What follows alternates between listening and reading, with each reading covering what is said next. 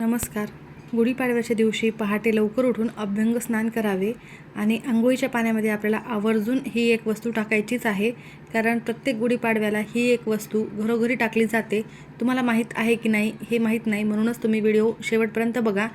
ही वस्तू अंघोळीच्या पाण्यामध्ये टाकल्यामुळे सर्व नकारात्मकता दूर होते, कामामध्ये यश मिळते आणि प्रगती होईल. तर अशी कोणती वस्तू आहे आणि उद्या सकाळी कोणत्या वेळेत अंघोळीच्या पाण्यात टाकायची आहे, सविस्तर माहिती आपण या व्हिडिओमध्येच बघणार आहोत. त्यामुळे व्हिडिओ स्किप न करता शेवटपर्यंत बघा. माहिती आवडल्यास लाईक, शेअर, सबस्क्राईब करून बेल आयकॉनला आवर्जून प्रेस करा आणि कमेंट बॉक्समध्ये तुमच्या कुलदेवताचे नाव लिहायला अजिबात विसरू नका किंवा ओम नमो भगवते वासुदेवाय नमः हा मंत्र देखील तुम्ही लिहू शकता. तर उद्याचा हा गुढीपाडव्याचा सण हा 3.5 मुहूर्तापैकी एक सण असतो. याला आपल्या हिंदू धर्मामध्ये अनन्यसाधारण महत्त्व आहे. म्हणूनच आपल्याला काही उपाय करणे खूप प्रभावी ठरत असतात, कारण असे काहीच दिवस असतात जे खूप महत्त्वाचे असतात. गुढीपाडवा हा हिंदू नववर्षाचा पहिला दिवस असून या दिवशी सूर्योदयापूर्वी केले जाणारे अभ्यंग स्नान हे अत्यंत महत्त्वाचे मानले जाते. शास्त्रानुसार या दिवशी तुम्ही ही वस्तू अंघोळीच्या पाण्यामध्ये टाकून स्नान केल्याने शरीरातील रज, तम, कण नष्ट होतात आणि सात्विकता वाढते. काही ठिकाणी गुढीपाडव्याचे हे अनुष्ठान सूर्योदयापूर्वीच केले जाते.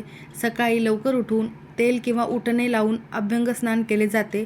तर या दिवशी पवित्र नद्यांमध्ये स्नान करण्यालाही विशेष महत्त्वाचे मानले जाते. परंतु प्रत्येकालाच पवित्र नद्यांमध्ये स्नान करणे हे शक्य होत नाही. म्हणूनच तुम्हाला घरीच अंघोळीच्या पाण्यामध्ये गंगाजल टाकून स्नान करायचे आहे.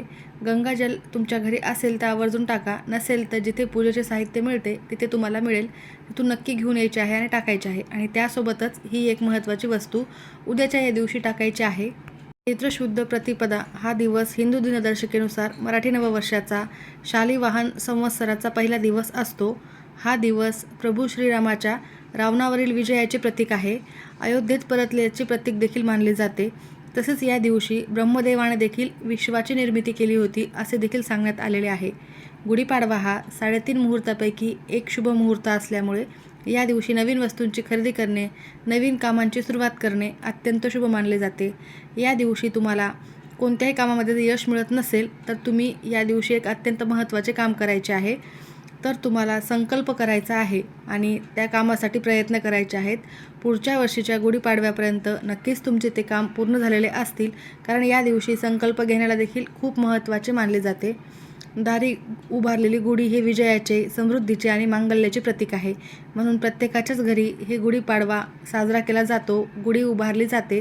गुढीपाडवा हा एक स्वयंसिद्ध मुहूर्त मानला जातो. सोने खरेदी करणे, गृहप्रवेश, नवीन वाहन किंवा नवीन व्यवसायाची सुरुवात करण्यासाठी सर्वोत्तम दिवस मानला जातो. या दिवशी कडुलिंबाची पाने खाल्ल्याने उन्हाळ्याचा त्रास जो होत असतो तो कमी होत असतो. रक्ताभिसरण होण्याची सुरुवात होते आणि त्वचा विकार देखील दूर होत असतात. अत्यंत गुणकारी हा कडुलिंबाचा पाला असतो. याचे गुढीपाडव्याच्या दिवशी खूप महत्त्व आहे. त्यामुळे या दिवशी कडुलिंबाच्या पानाचा प्रसाद देखील केला जातो.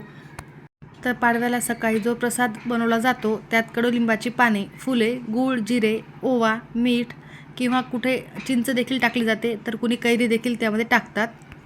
कडुलिंबाचा पाला हा कडू असतो, गूळ हा गोड असतो. हे मिश्रण खाणे म्हणजे नवीन वर्षात येणारी सुखे म्हणजे गोड आणि दुःखे म्हणजे कडू दोघांनाही सन्मानाने आणि धैर्याने स्वीकारण्याची मानसिक तयारी करणे होय.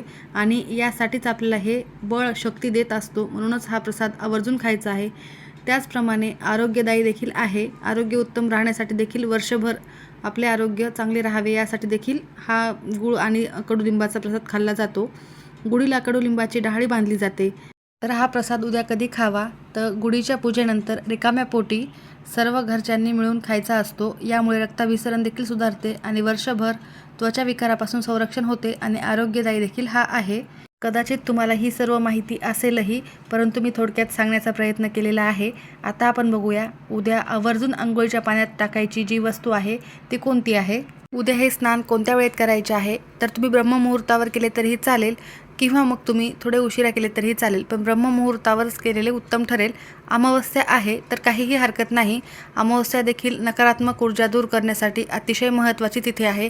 त्यामुळे तुम्हाला अमावस्या असल्यामुळेही आणि गुढीपाडवा असल्यामुळेही अंघोळीच्या पाण्यामध्ये कोणती वस्तू टाकायची आहे ते सांगणार आहे. तीर्थक्षेत्रावर स्नान करण्याला देखील या दिवशी महत्त्व आहे, पण तीर्थस्नान केल्याने अश्वमेध यज्ञ केल्यासारखे पुण्य मिळत असते अशी देखील धारणा आहे. जर नदीवर जाणे शक्य नसेल तर घरीच तुम्हाला गंगाजल आणि या काही वस्तू टाकून स्नान करायचे आहे. पहाटे थंड पाण्याने स्नान केल्याने रक्तभिसरण सुधारते, आळस दूर होतो आणि दिवसभर तुम्हाला प्रसन्न वाटते. तर तुम्हाला थंड किंवा गरम कोणतेही पाणी या उपायासाठी घेतले तरीही चालेल. आणि यासोबतच तुम्हाला एक प्रभावी मंत्र देखील म्हणायचा आहे. तर तुम्हाला ओम सूर्याय नमः, ओम गृहिणी सूर्याय नमः हा मंत्र देखील उद्या म्हणायचाच आहे. तत्पूर्वी तुम्हाला अंघोळीच्या पाण्यासोबत काही वस्तू ज्या टाकायच्या आहेत त्या सांगत आहे आणि त्यासोबतच मंत्र कोणता म्हणायचा आहे ते देखील मी सांगत आहे. तर सर्वप्रथम तुम्हाला अंघोळीच्या पाण्यामध्ये थोडेसे मीठ टाकायचे आहे. खडे मीठ असेल तर उत्तम, खडे मीठ नसेल तर तुम्ही जे घरी वापरता ते मीठ टाकले तरीही चालेल. गंगाजल तर टाकायचेच आहे. त्यानंतर तुम्हाला आवर्जून अंघोळीच्या पाण्यामध्ये थोडासा कापूर टाकायचा आहे. कापुराचे पावडर करा आणि ते तुम्हाला अंघोळीच्या पाण्यामध्ये टाकायचे आहे.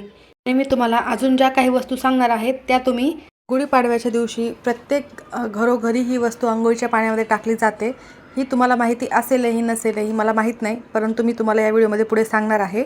गावाकडे तर प्रत्येकजणच अंघोळीच्या पाण्यामध्ये टाकते आणि काही वस्तू अमावस्येला देखील टाकायच्या असतात त्या मी तुम्हाला सांगितलेल्या आहेत. आणि उद्या अमावस्या देखील समाप्ती होत आहे आणि गुढीपाडव्याची सुरुवात होत आहे, म्हणून तुम्हाला या सर्व वस्तू उद्या अंघोळीच्या पाण्यामध्ये टाकायच्याच आहेत. गुढीपाडव्याच्या दिवशी प्रत्येक जणाने ही वस्तू अंघोळीच्या पाण्यामध्ये टाकल्याने नवीन वर्ष त्यांना आनंदाचे, भरभराटीचे, आरोग्य उत्तम राहते असे अनेक पटीने फायदे पाहायला मिळतील. अंघोळीच्या पाण्यामध्ये तुम्हाला थोडीशी हळद देखील टाकायची आहे. हळद देखील नकारात्मकता दूर करण्यासाठी अत्यंत फायदेशीर आहे. माता लक्ष्मीला अत्यंत प्रिय आहे. गुढीपाडव्याच्या दिवशी देखील तुम्ही ही हळद टाकून स्नान केल्याने तुम्हाला चांगले पुण्यफळ प्राप्त होईल. त्यासाठी तुम्ही हळद टाकायचीच आहे. त्यासोबतच त्यानंतर पुढची सगळ्यात महत्त्वाची वस्तू कडुलिंबाची पाने. हे तुम्हाला आवर्जून अंघोळीच्या पाण्यामध्ये टाकायचीच आहे. कडुलिंबाची पाने अंघोळीच्या पाण्यामध्ये टाकून स्नान केल्याने सर्वप्रथम तुमचे आरोग्य उत्तम राहते आणि त्यानंतर तुमच्या घरातील नकारात्मकता देखील दूर होते. कारण कडुलिंबाची पाने ही आरोग्यासाठी अत्यंत चांगली असतात. कडुलिंबाची पाने हे गुढीपाडव्याच्या दिवशी देखील तुम्हाला अंघोळीच्या पाण्यात टाकल्याने तुमच्या अंगातील सर्व अशुद्धता ही नष्ट होते. त्यासोबतच या दिवशी प्रसाद देखील करायचा असतो, ते मी तुम्हाला काही व्हिडिओमध्ये सांगितलेले आहे. गुढीपाडव्याच्या बऱ्याचशा व्हिडिओमध्ये मी तुम्हाला ती माहिती सांगितलेली आहे, नक्की जाऊन बघा. तर गुढीपाडव्याच्या दिवशी या कडुलिंबाच्या पानाला विशेष महत्त्व आहे. तुम्हाला अंघोळीच्या पाण्यात टाकायचेच आहे. त्यानंतर तुम्हाला सर्वप्रथम अंघोळीच्या आधी तीळ तेल जर तुमच्याकडे असेल तर ते तुम्हाला अंगाला लावून घ्यायचे आहे. या सर्व वस्तू तुम्हाला अंघोळीच्या पाण्यामध्ये टाकायच्या आहेत. स्नान करत असताना ओम नमो भगवते वासुदेवाय नमः किंवा गंगे यमुने चैव गोदावरी सरस्वती नर्मदे सिंधू कावेरी जलेस्मिन् सन्निधी कुरु मंत्र देखील म्हणायचा आहे. हा तीर्थक्षेत्रावर स्नान केल्याचे पुण्यफळ देणारा मंत्र आहे. त्यासोबतच तुम्ही गायत्री मंत्र देखील म्हणू शकता. स्नान करून झाल्यानंतर देवघरातील देवांची विधिवत पूजा करायची आहे. हे प्रभावी ही काही वस्तू आहेत, या वस्तू आवर्जून अंघोळीच्या पाण्यामध्ये टाका. माहिती आवडली असेल तर नक्की लाईक करा. सर्वांचे खूप खूप धन्यवाद.